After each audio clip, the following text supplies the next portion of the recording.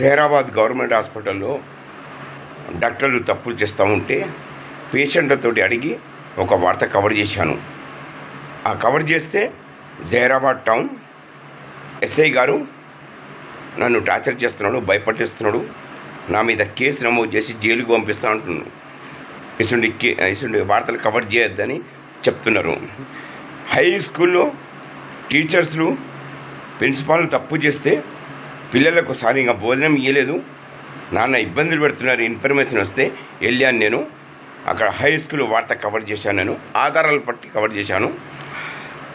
మన కౌన్సిలర్లు జహీరాబాద్ టౌన్లో కౌన్సిలర్లు ప్రజలకు పనులు చేయలేకపోతే సాక్షర ఆధారాలతో సహా నేను వార్త కవర్ చేశాను. ఇది ఇట్లా వార్తలు కవర్ చేయొద్దట. జహీరాబాద్ టౌన్ పిఎస్ ఎస్ఐ గారు నన్ను భయపట్టించారు.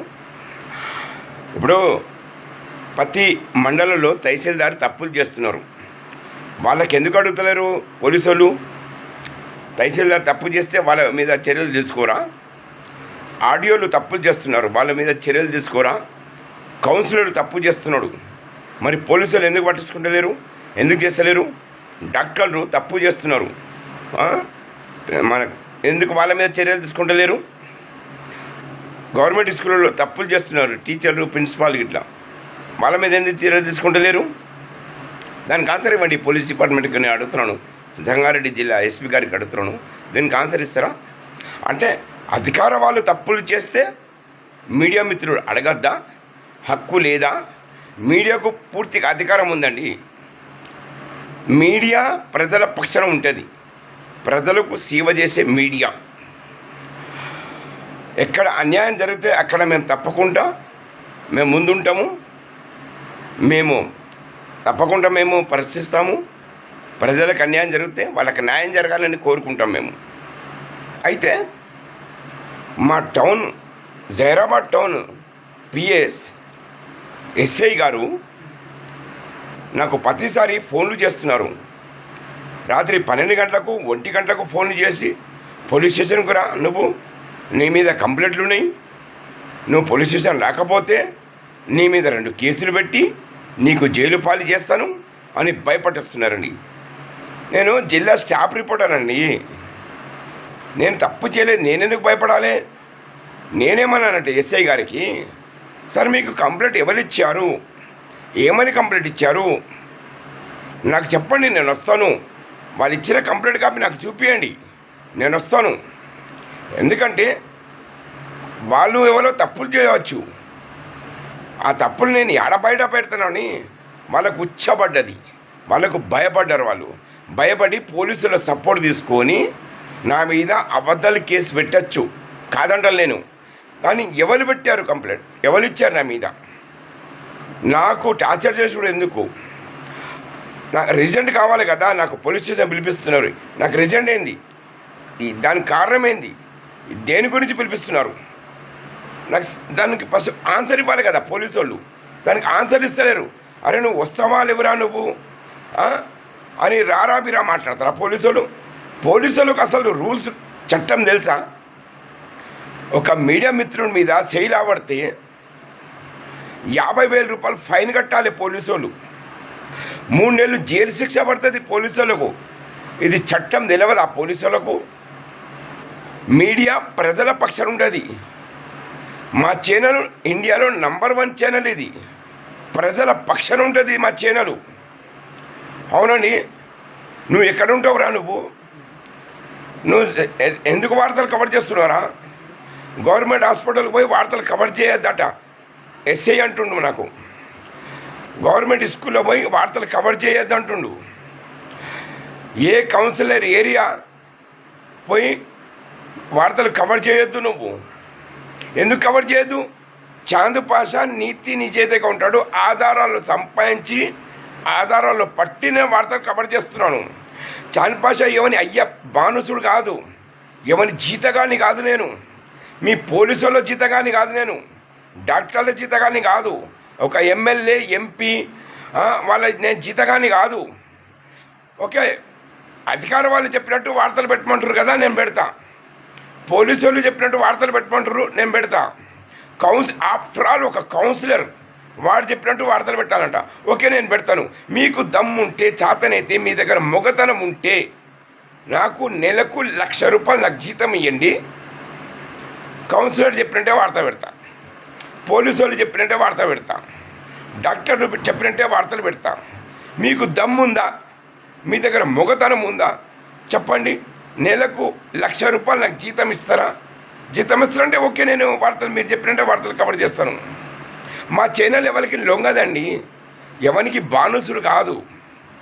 ఎందుకంటే మీడియా ప్రజల పక్షం ఉంటుంది. ప్రజలకు న్యాయం జరగాలని ప్రజల గురించి పోరాడతాం. మేము ఎందుకు సేవలు చేస్తున్నాము? ప్రజాసేవకు చేస్తున్నామండి. మేము చేసేది ప్రజల గురించి, ప్రజలు మేలు జరగాలని కోరుకుంటున్నాము. అయితే మేము ఉన్నది హక్కుల గురించి మాట్లాడితే మా మీద అక్రమ కేసులు పెడతారా పోలీసు వాళ్ళు? న్యాయం గురించి మాట్లాడద్దా చెప్పండి. అధికార వాళ్ళు తప్పులు చేస్తున్నారు కదా, మరి వాళ్ళకి అడిగితే సాతలకు వచ్చారు 7 కౌన్సిలర్ చైర్మన్ గారు. మేము మాట్లాడతాం చైర్మన్ తోటి డాక్టర్ తోటి అని. అక్కడికి వచ్చి సమ్మానం చేపించుకున్నారు, చాయ్ బిస్కెట్ తిన్నారు, ప్యాకెట్లు తీసుకున్నారు, జేబులు గరం చేసుకున్నారు, వెళ్ళిపోయారు. पेशेंट बादल कनुक्कोलेदु। इप्पुडु परसों हमारे चेयरमैन साहब जहराबाद के 7 काउंसलरों को ले लेके आए यहाँ पे डॉक्टरों से मिलने, चेयरमैन से मिलके चाय बिस्किट खा लिए और ग्लूकोज करा लिए, जेब भर लिए, पैकेजा ले लेके चले गए। शेर के तरह आए हॉस्पिटल में। हम बात करते डॉक्टरों से, हम चेयरमैन हम सुपरटेंडेंट से बात करते बोल के कुछ भी नहीं बात करे, पेशेंट से भी नहीं बात करे, अपना जेब गर्म कर लेके चले गए। मगर अभी 7 काउंसलरों को लेके फिर रहे हो, अभी 30 काउंसलर कहाँ गए भाई? 30 के अभी वो 30 काउंसलरों को क्यों नहीं ले रहे? सब काउंसलरों को लो, హాస్పిటల్ में పేషెంట్కు కూర్చో 37 కౌన్సిలర్లు ఉన్నారు ఇక్కడ. 7 మందికే కౌన్సిలర్గా పట్టుకున్నాడు, ఇంకా 30 మంది కౌన్సిలర్ ఎక్కడ పోయారు? వీళ్ళందరినీ తీసుకొని ఈ హాస్పిటల్కి రండి, నన్ను పిలిపియండి, నేను వస్తాను. నన్ను పిలిపిస్తేందుకు దమ్మే లేదు అసలు. చైర్మన్కి లేదు, కౌన్సిలర్లకు లేదు, డాక్టర్కు లేదు, సూపరింటెండెంట్కు లేదు, కలెక్టర్కు లేదు, ఆడియోకు లేదు, మున్సిపల్ కమిషనర్కు లేదు. అసలు మహమ్మద్ చాంద్ పాషా పిలిపిస్తేందుకు దమ్మే లేదు.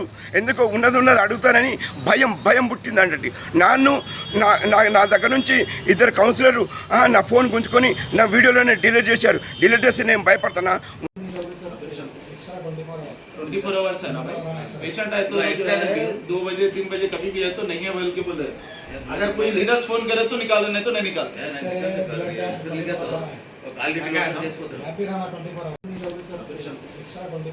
24 आवर्स है ना भाई। पेशेंट है तो 2 बजे 3 बजे कभी भी है तो नहीं है बोल के बोले। अगर कोई लीडर्स फोन करे तो निकालो, नहीं तो नहीं निकालते। రక్తంలోనే ఉంది రాజుగుణం, అందుకేనేమో మేమంటే పానం. మా చీకటి బతుకే వెలిగించ దీపం, మా కోసం నిన్ను పంపిందో దైవం. ఏ కష్టమున్నది ఎంతైతదని అని అడగకుండానే బాధ తీర్చిన. గ్యాస్ ప్రాబ్లం తెచ్చుకుంటే మీ ఇష్టం, లేకుంటే అవసరం లేదు. ఇవే కాదు, వేరే ఇంజక్షన్లు కూడా మందులు కూడా బయట నుంచి తెప్పిస్తున్నారు. నేను డిస్ట్రిక్ట్ స్టాఫ్ రిపోర్టర్ని, నా పేరు మహమ్మద్ చాంద్ పాషా. మీ సూపరింటెండెంట్ పిలవండి, నేను మాట్లాడతాను. నా సెల్ నెంబర్ కూడా ఇస్తాను, తీసుకోండి. 886247 నా సెల్ నెంबर। ये कहाँ से मंगा रहे हैं इंजेक्शन? बोलो, बाहर से ला बोल रहे हैं इंजेक्शन। कहीं को यहाँ पे गवर्नमेंट हॉस्पिटल नहीं कहते, ये जहराबाद गवर्नमेंट हॉस्पिटल है ना, इतना बड़ा हॉस्पिटल में इंजेक्शन नहीं है, गोलियाँ नहीं है, तो कैसा पेशेंट को कितने तकलीफ हो रही है यहाँ पे? उल्टा धमकी। पेशेंट को क्या बोले इंजेक्शन मंगाए? कहाँ बाहर से लाए आप? कहाँ बताओ, चिट्ठी बताओ। डॉक्टर ने क्या बोले? नहीं है बोले यहाँ पे, नहीं है बोल रहे हैं। अच्छा, फिर गवर्नमेंट हॉस्पिटल में इंजेक्शन क्या कर रहे हैं? क्या नहीं जी। पेशेंट का नाम क्या है? समीना। ठीक है, जाइए। ये कौन सा हॉस्पिटल है? ये जहराबाद। ఇప్పుడు ఈడ ఎన్ని ఖర్చులేని, ఎన్ని పైసలు ఖర్చులేని? ఈడ మీకు ఈ గవర్నమెంట్ హాస్పిటల్ ఎన్ని పైసలు ఖర్చులేని? వాళ్ళు చెకింగ్ వాళ్ళు తీసుకున్నారు. ఎన్ని తీసుకున్నారు? అదే ఎన్ని ఖర్చులేని? ఒక ఆమె 100, ఒక ఆమె 200 తీసుకుంటుంది. గట్లా నడుస్తూనే ఉన్నది. ఎన్ని ఖర్చులేని? ఇప్పుడు ఈ మన జహరాబాద్ గవర్నమెంట్ హాస్పిటల్లో ఎన్ని ఖర్చులేని మీకు? అయినాయి 2000 దాకా. 2000 అయినాయా? ఇప్పుడు ఈ గోళీలు కూడా బయట నుంచి తెప్పించిర్రా? ఒకసారి చిట్టి చూపి ఇట్లా.